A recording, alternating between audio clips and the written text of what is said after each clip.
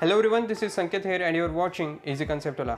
आज के इस इंटरव्यू सीरीज़ में आज के लिए मैं लेकर आया हूँ आपके लिए ऋषिकेश उन्नावने का इंटरव्यू के जो आपको एमएसटी सीईटी के लिए गाइड करने वाले हैं। वो अभी वीआईटी पुणे में कंप्यूटर इंजीनियरिंग अपनी कंप्लीट कर रहे हैं और वो अभी फर्स्ट ईयर में है।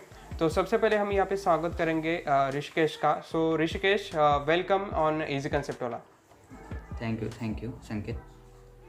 Okay, so first of all Rishikesh, please introduce yourself, जिसमें तुम्हारे एमएसटी सीईटी स्कोर 12 स्कोर के through please introduce yourself. तो मेरा नाम ऋषिकेश उन्नावने है।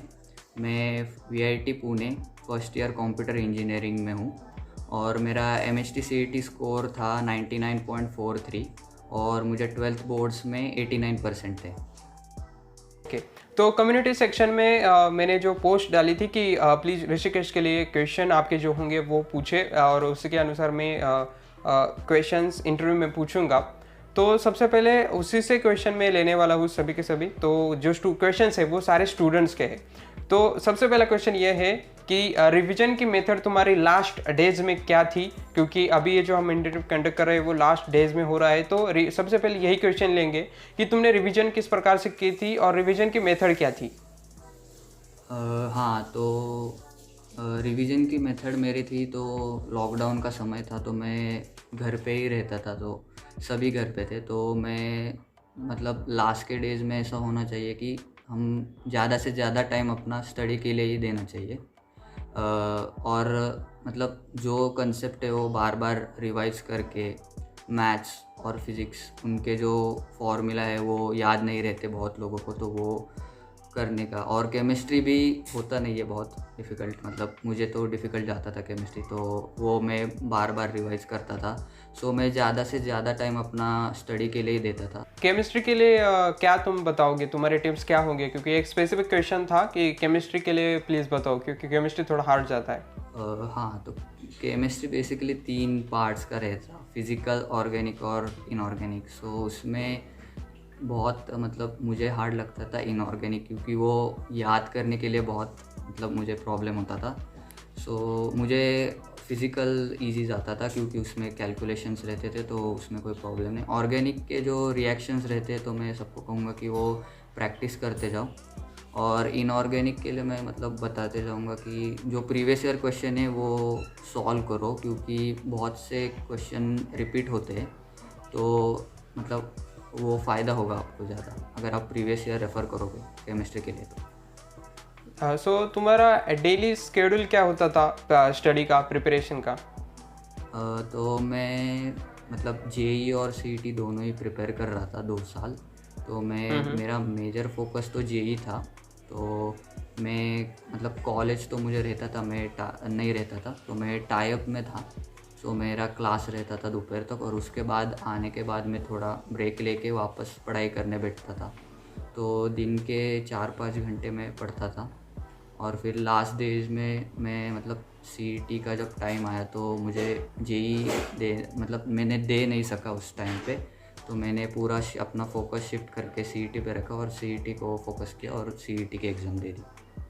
ओके, तो अभी तुमने ये बात की, तो ऐसे स्टूडेंट होते हैं देखो कि मतलब तुमने अभी बताया कि जेई पे स्टार्टिंग में फोकस होता है लेकिन बाद में वो एमएसटी सीईटी पे फोकस करने लगते हैं। तो ऐसे स्टूडेंट्स को तुम क्या बताओगे कि मतलब क्या तुम्हारी स्ट्रैटेजीज या फिर टिप्स क्या होंगे स्टूडेंट्स के लिए?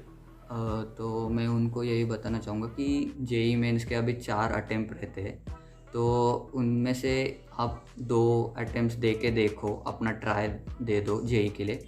अगर उस पर नहीं हो पा रहा तो मैं कहूँगा कि आप शिफ्ट कर जाओ सीईटी पे और सीईटी पे फोकस करो। जो टाइम बचा है वो सीईटी के लिए डिवोट करो, क्योंकि उसमें आपको मतलब प्रोबेबिलिटी ज़्यादा है सीईटी में स्कोर करने की। जेई का सिलेबस थोड़ा मतलब क्वेश्चंस जो लेवल रहती है वो हार्ड रहती, तो आप 2 अटेम्प्ट दे के देखो। अगर आपका कुछ ग्रोथ दिख रहा है तो आप कंटिन्यू करो जेई, या फिर आप सीईटी के लिए शिफ्ट कर जाओ। ओके, तो अब ये क्वेश्चन पूछने का रीज़न यही था कि ये क्वेश्चन पूछा गया था, तो मुझे लगा कि ये क्वेश्चन पिक करना चाहिए क्योंकि ये कई सारे स्टूडेंट्स का या कॉमन क्वेश्चन हो सकता है। तो तुमने सीईटी के लिए प्रिपरेशन कब स्टार्ट की थी? तो मैं वैसे प्रिपेयर तो मतलब जेई के लिए ही कर रहा था। मतलब जेई किया तो सीईटी के भी क्वेश्चंस, मतलब जो सिलेबस रहता है वो इतना भी कोई ज़्यादा डिफरेंस नहीं है, सिर्फ डिफ़िकल्टी लेवल का डिफरेंस है। तो फिर मैं जेई कर रहा था 2 साल, और उसके बाद में जब मुझे जेई में दे नहीं पाया मेरा सेकंड अटेम्प्ट, तो फिर मैंने सीईटी पे शिफ्ट किया और फिर सीईटी का प्रिपेयर करने लगा। राइट, ठीक है। सो क्वेश्चन ऐसा आ रहा है देखो कि लास्ट डेज में 90+ परसेंटाइल कैसे निकाल सकते हैं, मतलब निकाल सकते हैं, तो क्या तुम उनको गाइड करोगे? बिल्कुल निकाल सकते हैं लास्ट डेज में, बस तुम्हें रिवीजन करनी पड़ेगी और कंसिस्टेंट रहना पड़ेगा। और ज़्यादा से ज़्यादा मैं कहूँगा प्रीवियस ईयर क्वेश्चन सॉल्व करो या फिर मॉक टेस्ट सॉल्व करो। अगर आपके लास्ट डेज है और आपको स्कोर बूस्ट करना है तो मॉक टेस्ट सबसे अच्छा तरीका है स्कोर बूस्ट करने के लिए। मैंने भी वही किया था, तो मेरे भी बहुत अच्छा स्कोर का ग्रोथ हुआ। राइट, तो जितने भी इंटरव्यूज लिए उन सभी ऑलमोस्ट सभी स्टूडेंट्स ने कहा कि PYQs बहुत हेल्प करते हैं, तो ये नोट डाउन करके रखिए कि PYQs आपको सॉल्व करने हैं। तो हर एक टॉपर स्टूडेंट को मेरा एक क्वेश्चन रहता है कि PCM सब्जेक्ट के लिए, मतलब तुम PCM से थे, तो PCM के जो फिजिक्स, केमिस्ट्री, मैथमेटिक्स है, उन सभी सब्जेक्ट के लिए जो इम्पोर्टेंट चैप्टर्स तुम्हें लगते हैं वो प्लीज़ बताओ, मतलब फिजिक्स, उसके बाद केमिस्ट्री और मैथमेटिक्स। ठीक है, तो मैं फ़िज़िक्स से स्टार्ट करूँगा। वो फ़िज़िक्स मेरा फेवरेट था। तो फिज़िक्स में जो चैप्टर्स हैं, मतलब 11th के तो चैप्टर्स करो ही, 12th के जो इलेक्ट्रोमैग्नेटिज्म वगैरह है लास्ट के चैप्टर, और पहले के जो ग्रेविटेशन वगैरह, स्टेशनरी वेव्स, ये काफ़ी इम्पोर्टेंट चैप्टर है। और फिज़िक्स में मैं बताना चाहूँगा कि जो बेसिक कैलकुलेशन रहती हर मतलब चैप्टर में, वो आप याद करके रखोगे तो आपको स्पीड मिलेगा पेपर सॉल्विंग में, मतलब उधर फ़ायदा होगा आपको। और फिर मैथ्स का मैं बताऊंगा, तो मैथ्स में इंटीग्रेशन, डिफरेंशिएशन, वो दो मतलब ज़्यादा से ज़्यादा क्वेश्चन उसी चैप्टर से आते हैं, तो वो है। और वेक्टर 3D, वो मतलब 2 चैप्टर, उसमें से भी ज़्यादा क्वेश्चन आते हैं। और केमिस्ट्री के लिए आप इनऑर्गेनिक के जो पी ब्लॉक है वो करो, एस ब्लॉक, पी ब्लॉक। और ऑर्गेनिक का जो है वो रिएक्शन, सारे रिएक्शन करो। और फिज़िकल के जो पहले मोल के जो मोल कंसेप्ट वगैरह वैसे चैप्टर है वो करो, वो इम्पोर्टेंट चैप्टर्स है मेरे हिसाब से। सो ये जो डेज है अभी, वो लास्ट डेज है एग्जामिनेशन के लिए, MST CET के लिए। तो इन लास्ट डेज की जो प्रिपरेशन होती है, तो उसके लिए तुम क्या स्टूडेंट्स को बताओगे, मतलब एक स्ट्रैटेजी क्या बताओगे? हाँ, तो लास्ट डेज बहुत इम्पोर्टेंट होते हैं। तो इस टाइम पे तुम्हें कुछ डिस्ट्रैक्ट वगैरह होना नहीं है, अपना फोकस रखो और स्टडी करते रहो, कंसिस्टेंसी रखो। और लास्ट डेज में जो अभी रह गया है वो रहने दो, जितना सिलेबस हुआ है वो रिवाइज करो और उसको बेस्ट करो। और जो नहीं हुआ वो अभी के लिए मतलब आप होल्ड पे रखो, क्योंकि अभी टाइम नहीं है। अभी जो हुआ है वो सिलेबस करो, पहले वो ठीक से करो और फिर मॉक टेस्ट दो। और फिर वैसे मॉक टेस्ट और PYQ सॉल्व करो जो चैप्टर बचे उनके, जो हो नहीं पाए आपसे, तो उससे भी फ़ायदा होगा तुम्हें। पर अभी लास्ट डेज में कुछ नया सीखना, मतलब उसका कुछ फ़ायदा नहीं होगा कि आप नया चैप्टर लेके बैठोगे, ये मैंने कभी किया ही नहीं, पढ़ा ही नहीं, तो उसका कुछ फ़ायदा नहीं होगा। तो जो हुआ है वो अच्छे से करो और आपको अच्छा स्कोर आ जाएगा। राइट, तो एक ही बात इम्पॉर्टेंट है कि जो लास्ट डेज होते हैं उसमें एक एक मिनट आपको यूज़ करते रहना है। ये टेंशन नहीं लेना कि कितना टाइम बचा हुआ है और क्या क्या आपका बचा हुआ है, कितना टास्क आपके बचे हुए हैं, कितने चैप्टर्स आपके बचे हुए हैं, इसका बिल्कुल भी आपको ख्याल नहीं करना है, ओवर थिंकिंग नहीं करना है। सिर्फ आपको जितना टाइम बचा है उसका एक एक मिनट यूज़ करते रहना है। तो तुमने MST CET प्रिपरेशन के लिए कौन कौन से बुक्स यूज़ किए थे, रेफरेंस बुक्स? तो मैंने रेफरेंस बुक ऐसा कुछ यूज़ नहीं किया था, मैं बोर्ड्स के टेक्स्ट बुक से ही पढ़ता था। और मैंने सिर्फ एक बुक लिया था जो टारगेट का 20 मॉक टेस्ट आता है, तो मैंने बस वो लास्ट में सॉल्व किया था और टेक्स्ट बुक सॉल्व किए थे। बाकी मैंने कोई ऐसा रेफरेंस बुक रेफ़र नहीं किया था, और ज़्यादा से ज़्यादा मैंने PYQ सॉल्व किए थे।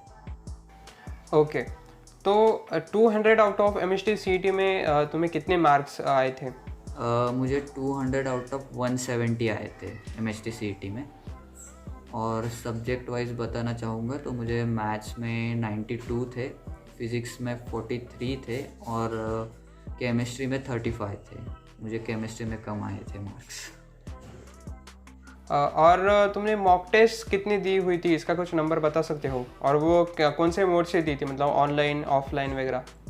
मॉक टेस्ट मैंने 30-35 दी रहेगी और उसमें के 20 मॉक टेस्ट तो मैंने ऑफलाइन वो टारगेट के सॉल्व किए थे और बाकी के मैंने ऑनलाइन सॉल्व किए थे। उस टाइम पे निशान पटवर्धन सर उन्होंने मॉक टेस्ट चालू किया था, तो मतलब वो दिए थे मैंने। और भी कई मॉक टेस्ट थे, तो ऑनलाइन पे बहुत रिसोर्स अवेलेबल है, तो उससे दिया था मैंने और प्रिपेयर किया था। ओके, तुमने जो मॉक टेस्ट दी हुई थी तो उसका एनालिसिस तुम किस प्रकार से करते थे? मतलब कि हाँ, मैं तो फिर दिन में एक ही मॉक टेस्ट देता था और फिर मैं एनालाइजिंग को ज़्यादा टाइम देता था, क्योंकि जो मेरे से गलतियाँ हुई है वो मैं सब देखता था और लिख के रखता था एक बुक में साइड में। और फिर मतलब पढ़ाई रिवीजन करना रहा तो मैं वही जो गलतियाँ मैंने की वही मैं देखता था कि वापस मुझसे वो गलतियाँ ना हो। तो मैं ज़्यादा से ज़्यादा टाइम पेपर देने के बाद वो जो गलतियाँ हुई है उसको देखने में लगाता था। तो एक दिन में मैं एक ही मॉक टेस्ट देता था। ओके, और जब तुमने मॉक टेस्ट स्टार्ट की तो इनिशियली स्कोर क्या आता था और तुमने उसे इम्प्रूव कैसे किया? मेरा इनिशियली स्कोर बहुत कम आता था, मतलब अराउंड 85 या 90 कुछ तो आया था मेरा पहला मॉक टेस्ट को। तो फिर मैंने उधर से धीरे धीरे रिवीजन वापस करके और ज़्यादा से ज़्यादा क्वेश्चन सॉल्व करके फिर वो मैंने स्कोर इंक्रीज़ किया और फिर फाइनल में मुझे 170 आए। ओके, मतलब तुम्हारा भी स्कोर जो स्टार्टिंग का आया था वो थोड़ा सा कम ही आया था, अभी तूने बताया 80-85, राइट? हाँ, बहुत कम। हाँ, सो फ्यू डेज में, कम से कम दिन में कैसे हम स्कोर बूस्ट कर सकते हैं, क्या बताओगे? अभी कम से कम दिन बचे तो स्कोर तो ऑब्वियसली बढ़ सकता है अगर आपने ठीक से प्रिपेयर किया तो मैं कहूँगा कि लास्ट डेज में क्या करो कि जिस चैप्टर को ज़्यादा वेटेज है वो चैप्टर आप ठीक से करो, उससे आपका स्कोर बढ़ेगा, क्योंकि उससे ज़्यादा क्वेश्चन आते हैं। तो आप मैक्सिमम क्वेश्चन अगर आप कर सकोगे तो आपका ऑब्वियसली स्कोर बढ़ जाएगा। तो मैं कहूँगा कि जिस चैप्टर को ज़्यादा से ज़्यादा वेटेज है वो आप करो, इससे आपको फ़ायदा होगा। ओके, तो जो एडमिशन प्रोसेस रहती है उसका एक्सपीरियंस क्या था तुम्हारे? मतलब तुम्हारे सामने कौन कौन से ऑप्शंस थे VIT के साथ साथ? हाँ, तो मेरे सामने ऑप्शंस बहुत थे। COEP, VJTI और PICT जो टॉप के कॉलेजेस है, वो ऑप्शन सभी थे मेरे पास। पर मुझे कंप्यूटर इंजीनियरिंग करना था और मेरे कुछ सीनियर्स भी VIT में है, तो उन्होंने मुझे उधर के कल्चर के बारे में बताया था कि एक्चुअल कॉलेज मतलब कैसा है, वो कैसे डिफरेंट अलग अदर कॉलेजेस से है, थोड़ा उधर का एनवायरनमेंट भी अलग है। तो फिर मैंने VIT पुणे का कंप्यूटर इंजीनियरिंग चूज़ किया।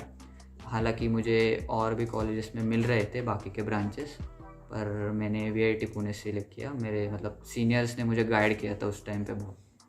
ओके, तो ये क्वेश्चन स्पेसिफिकली पूछने का रीज़न था क्योंकि इस पे कमेंट्स ज़्यादा आए थे, तो ये क्वेश्चन मुझे पिक करना पड़ा।